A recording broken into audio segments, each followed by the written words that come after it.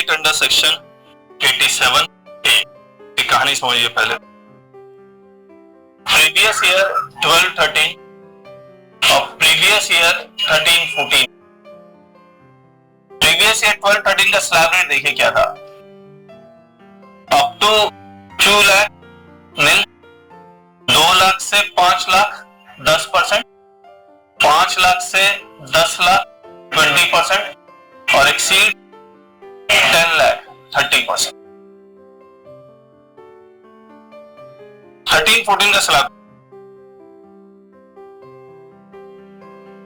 Up to 2 lakh nil, 2 lakh to 5 lakh 10%, 5 lakh to 10 lakh 20%, exceeds 10 lakh कितना 30%।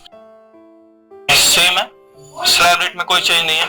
Slab rate में हर साल चेंज होना चाहिए या नहीं होना चाहिए? होना चाहिए। क्यों होना चाहिए? Because of inflation.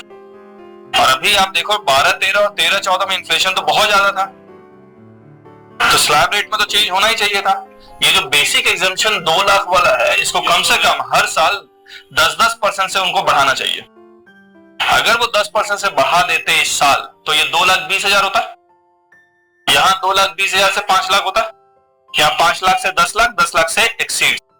इसका मतलब अगर ये अप टू 2 लाख हो जाता, 2,20,000 हो जाता, तो कितना टैक्स का बेनिफिट मिलता? 2,000 का। कितना बेनिफिट मिलता है? 2,000 का बेनिफिट 2 से 5 लाख वालों को भी मिलता, 5 से 10 लाख वालों को भी मिलता और एक्सीडिंग 10 लाख वालों को भी मिलता। करेक्ट है? तो इस बार गवर्नमेंट ने कहा कि हम इतना टैक्स कंसेशन नहीं दे पाएंगे, मतलब हम टैक्स कंसेशन सिर्फ यहां तक वालों को देंगे जो 2 लाख और 5 लाख के बीच में कमा रहे हैं। अगर टैक्स कंसेशन सिर्फ इनको देना है 2 लाख और 5 लाख वाले के बीच में जो कमा रहे हैं, तो ऑब्वियसली स्लैब रेट को बढ़ा नहीं सकते। अगर स्लैब रेट बढ़ेगा तो अक्रॉस द टेबल कंसेशन मिल जाएगा। तो इन्होंने क्या किया, एक नया सेक्शन इंट्रोड्यूस किया, रिबेट अंडर सेक्शन 87A, और इसमें कंडीशन लगाया अवेलेबल टू घर वालों को या बाहर वालों को? Resident individual. किसको दिया sir? Resident individual. Slab rate तो एचईएफ को भी एप्लीकेबल है, एओपी बीओआई को भी एप्लीकेबल है, उनको ये कंसेशन दिया नहीं। किसको दिया? सिर्फ रेजिडेंट इंडिविजुअल को दिया। Whose total income is up to 5 lakh. कहां तक? Up to 5 lakh. तो रिबेट कितना दिया? अमाउंट ऑफ रिबेट कितना दिया? 2,000 और amount of tax whichever is lower. अब आप देखिए, पहले अगर किसी की टोटल इनकम 2,20,000 है तो स्लैब रेट तो यही लगेगा, अप टू 2 लाख वाला। कितना टैक्स बनेगा इसका? 2,000 बनेगा। तो 2,000 इसका टैक्स बना। फिर इसमें माइनस क्या करूंगा? अंडर सेक्शन क्या रिबेट अंडर सेक्शन 87A किसको मिलता है? तो आप चेक करना ये टोटल इनकम है किसकी? बोल सर इंडिविजुअल की है। रेजिडेंट या नॉन रेजिडेंट की? बोला सर रेजिडेंट की है। और इसकी टोटल इनकम 5 लाख तक है। बोला यस। अब 2,20,000 है, उसको रिबेट मिलेगा या नहीं मिलेगा? मिलेगा। कितना मिलेगा? 2,000 और amount of tax whichever is lower. तो कितना रिबेट मिल जाएगा? 2,000। कितना आ जाएगा टैक्स बिल? आया? अब देखिए, मान लीजिए अगर टोटल इनकम 3 लाख तो टैक्स कितना बनेगा? 10,000। Rebate under section 87A 2,000, tax कितना बनेगा? 8,000। अगर मान लीजिए टोटल इनकम 2,15,000 है तो टैक्स कितना है? 1587A का रिबेट कितना मिलेगा? टैक्स कितना है? Resident senior citizen age at least 60 year, इनकी बेसिक एग्जामिशन कितनी है? 2,50,000। तो इनको 2,50,000 तक कोई टैक्स नहीं देना। मान लीजिए टोटल इनकम है 2,50,000, टैक्स कितना आएगा? तो रिबेट का तो मतलब ही नहीं बनता। लेकिन अगर इनकी टोटल इनकम है 3 लाख तो टैक्स कितना आएगा? 5,000। रिबेट मिलेगा या नहीं मिलेगा? मिलेगा। क्यों मिलेगा? बिकॉज रेजिडेंट है, senior citizen age at least 60 years, तो बेसिकली रेजिडेंट इंडिविजुअल है। तो इसकी total income up to ₹5 lakh के अंदर है तो इसको रिबेट तो मिलेगा। मिलेगा कितना मिलेगा? 2,000 का। तो इसका टैक्स कितना आएगा? 3,000।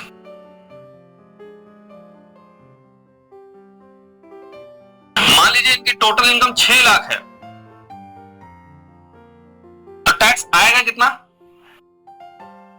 फॉर्मूला याद है आपको? 20% माइनस 70,000 कितना आ रहा है? ये 50,000। टैक्स कंसेशन 5,000 का, एक्स्ट्रा सब्ट्रैक्शन कितना आएगा? 45,000 माइनस 87A नील। क्यों नील है? क्योंकि इसकी टोटल इनकम एक्सीड्स 5 लाख।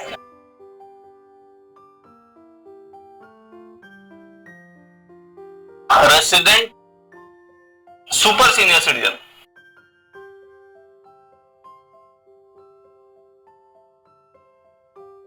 इनकी बेसिक एग्जाम्पशन कितनी है? तो इनको 5 लाख तक कोई टैक्स नहीं देना। तो अगर इसकी टोटल इनकम 5 लाख है तो टैक्स कितना आएगा? 87A का रिबेट जरूरत ही नहीं है। अगर इनकी टोटल इनकम 6 लाख है तो टैक्स कितना आएगा? 6 लाख के ऊपर 20%, 120 माइनस 70, 50 एक्स्ट्रा सब्ट्रैक्शन 30 कितना? 20,000। 87A का रिबेट नहीं मिलेगा। क्यों नहीं मिलेगा? क्योंकि टोटल इनकम एक्सीड्स 5 लाख। अब देखिए क्या कैसे अफेक्ट कहां कहां आएगा ये। आपको याद होगा मैंने कंप्यूटेशन ऑफ टैक्स का एक फॉर्मेट बताया था। Tax on long term capital gain, tax on short term capital gain STD paid, tax on casual income, tax on normal income. Tax on long term capital gain eight the rate of 20% flat, tax on short term capital gain STD paid eight the rate of 15% flat, tax on casual income जो lottery income है eight the rate of 30% flat. अगर ये individual है तो tax on normal income at slab rate. इन सभी tax को जोड़ेंगे तो क्या आएगा? Total tax. इसमें माइनस करोगे रिबेट अंडर सेक्शन 87A क्या आएगा? Tax, simple tax. इसमें ऐड करेंगे सरचार्ज, क्या आएगा? Tax and surcharge. और बड़ा सिंपल सा रूल है, अगर सरचार्ज ऐड हो रहा है तो ऑब्वियसली रिबेट माइनस नहीं होगा, क्योंकि सरचार्ज ऐड तो तभी होगा when total income exceeds 1 crore.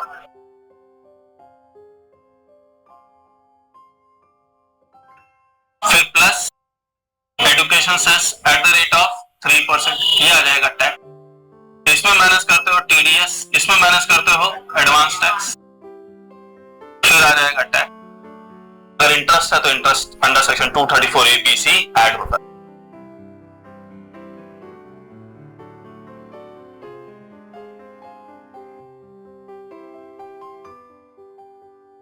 सवाल ये उठता है, देखिए क्या rebate under section 87A normal income से ही मिलेगा या फिर लॉन्ग टर्म कैपिटल गेन से भी मिलेगा?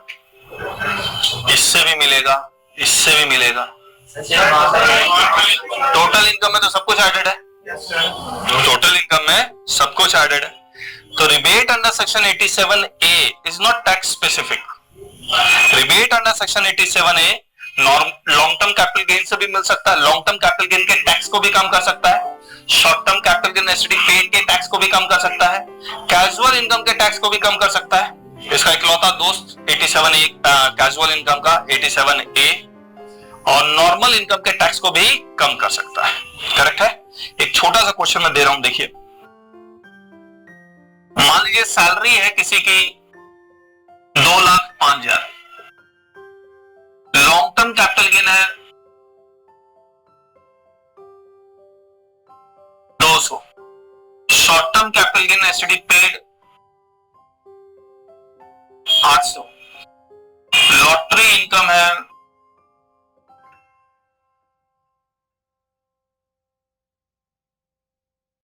2,000।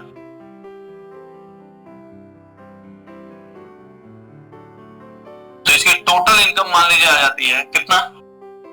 2,08,000।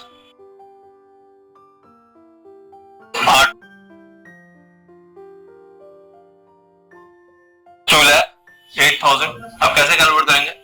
Tax on long term capital gain eight the rate of 20% on ₹200 कितना आ गया? 40। Tax on short term capital gain STD paid eight the rate of 15% on ₹800 कितना आएगा? 120। Tax on casual income eight the rate of 30% on ₹2,000 कितना आएगा? 600। Tax on normal income at slab rate कितना आ रहा है? 500। कितना? 500। टोटल टैक्स कितना आ रहा है? 1260। 87A का रिबेट मिलेगा? मिलेगा। कितना? 1260। टैक्स आ जाएगा